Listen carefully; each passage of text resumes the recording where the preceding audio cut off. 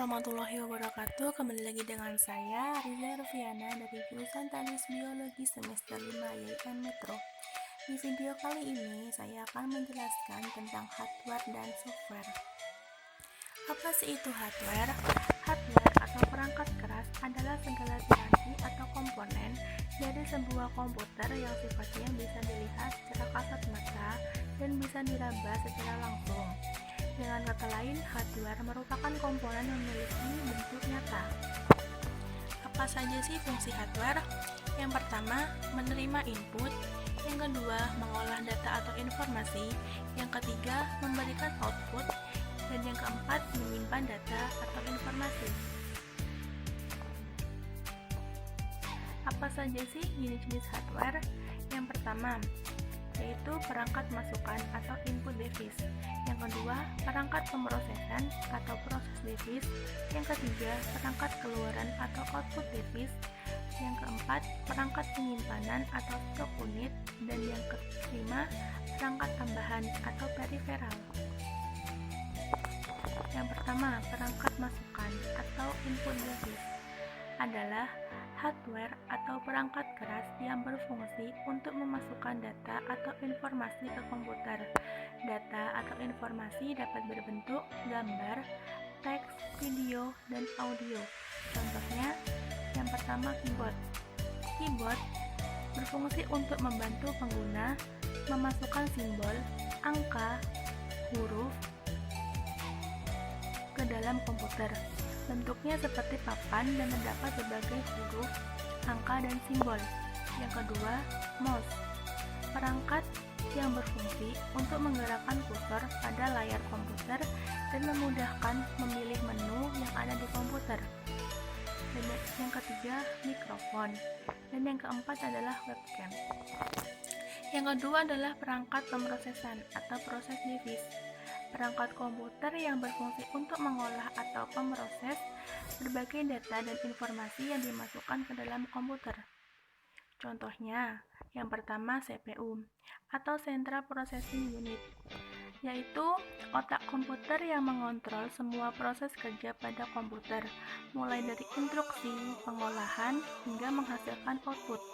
Yang kedua, VGA atau Video Graphic Adapter, yaitu hardware yang berfungsi untuk memproses atau mengolah data grafis dan hasil pemrosesnya ditampilkan pada layar monitor komputer. Dan yang ketiga yaitu RAM atau Random Access Memory, adalah perangkat keras pada komputer yang sangat menentukan kecepatan akses komputer. Yang ketiga, perangkat keluaran atau output device, yaitu perangkat dalam komputer yang berfungsi untuk menampung dan menghasilkan data-data di dalam komputer, yang kemudian dikeluarkan melalui perangkat lain yang terhubung ke komputer. Contohnya, yang pertama, monitor komputer, yaitu mengacu dari pengertian hardware. Maka, seringkali yang terlintas pertama kali dalam benak kita adalah komponen monitor. Monitor merupakan komponen printer yang harus dimiliki setiap perusahaan untuk melakukan berbagai pekerjaan yang berhubungan dengan data dan dokumen. Yang kedua, proyektor. Yang ketiga, printer. Seperti yang telah dijelaskan dalam pengertian hardware sebelumnya, sebagai komponen output atau bentuk realisasi dari perintah, printer berfungsi untuk mencetak segala macam dokumen yang dibutuhkan. Yang ketiga, yang keempat, proyektor LCD, yaitu berfungsi untuk membantu menampilkan gambar atau video dari komputer ke layar LCD. Dengan menggunakan proyektor LCD, maka berbagai presentasi dapat disampaikan dengan lebih jelas. Yang selanjutnya yaitu perangkat penyimpanan atau storage unit, yaitu hardware yang dapat menyimpan informasi dan data baik perangkat di dalam komputer maupun di luar komputer. Contohnya, yang pertama hard disk, berfungsi untuk menyimpan data atau informasi pada komputer dengan kapasitas yang benar. Selain di dalam komputer, hard disk saat ini ada juga yang bentuknya portable atau sering disebut dengan hard disk internal, eksternal. Yang kedua adalah flash disk, berfungsi sebagai alat penyimpan data dari komputer dan memiliki konektor USB untuk menghubungkannya ke komputer atau medis lainnya.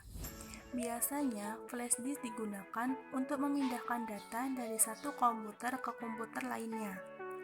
Yang ketiga yaitu optical disk, yaitu media penyimpanan data yang dapat ditulis atau dibaca oleh cahaya laser. Media penyimpanan data optical disk misalnya seperti compact disk atau CD dan digital flash disk atau DVD. Yang kelima yaitu perangkat tambahan atau peripheral, yaitu hardware yang berfungsi membantu komputer dalam menjalankan perintah dari pengguna. Modem adalah salah satu contoh perangkat tambahan pada komputer yang berfungsi menghubungkan perangkat komputer dengan jaringan internet. Dan yang selanjutnya yaitu software. Apa sih itu software? Software atau perangkat lunak adalah bagian dari sistem komputer yang tidak memiliki wujud fisik dan tidak terlihat karena merupakan sekumpulan data elektronik yang disimpan dan diatur oleh komputer berupa program yang dapat menjalankan suatu perintah. Apa saja sih fungsi dari software? Yang pertama, menyediakan fungsi dari sebuah komputer sehingga dapat dioperasikan. Misalnya, ketersediaan sistem operasi dan sistem pendukung pada komputer. Yang kedua, mengatur setiap hardware yang ada pada komputer sehingga dapat bekerja secara simultan. Yang ketiga, menjadi penghubung antara beberapa perangkat lunak lainnya dengan hardware yang ada pada komputer. Yang keempat, perangkat lunak juga berfungsi sebagai penerjemah suatu perintah software lainnya ke dalam bahasa mesin, sehingga dapat dimengerti oleh hardware. Yang kelima, software juga dapat mengidentifikasi suatu program yang ada pada sebuah komputer. Software berdasarkan jenisnya. Yang pertama yaitu operating system. Apa sih itu operating system? Yaitu perangkat lunak yang berfungsi untuk mengelola dan mengkoordinasi setiap komponen dan fungsi komputer. Contoh pada operating system yaitu Windows.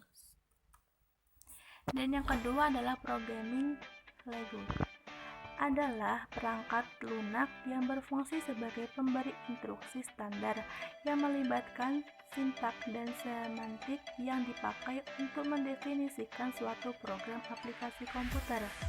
Contohnya yaitu Microsoft Visual Basic.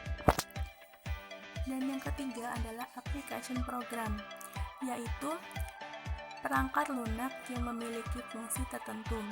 Misalnya, software untuk presentasi, software akuntansi, dan lain sebagainya. Contohnya yaitu Microsoft Office Excel, Microsoft Office Word, dan Mayoc. Software berdasarkan distribusinya. Yang pertama, freeware. Apa sih itu freeware? Yaitu perangkat lunak yang dapat dimiliki dan digunakan secara gratis tanpa batas waktu tertentu. Biasanya, perangkat lunak jenis ini memiliki fitur yang kurang lengkap dan tidak maksimal. Yang kedua, hardware. Apa sih itu hardware? Yaitu software yang bisa didapatkan dan digunakan secara gratis, namun dengan kompensasi adanya iklan yang muncul di komputer user. Yang ketiga yaitu open source. Apa sih itu open source? Yaitu software yang kode sumbernya dapat dibuka, diubah, ditingkatkan, dan disebarluaskan.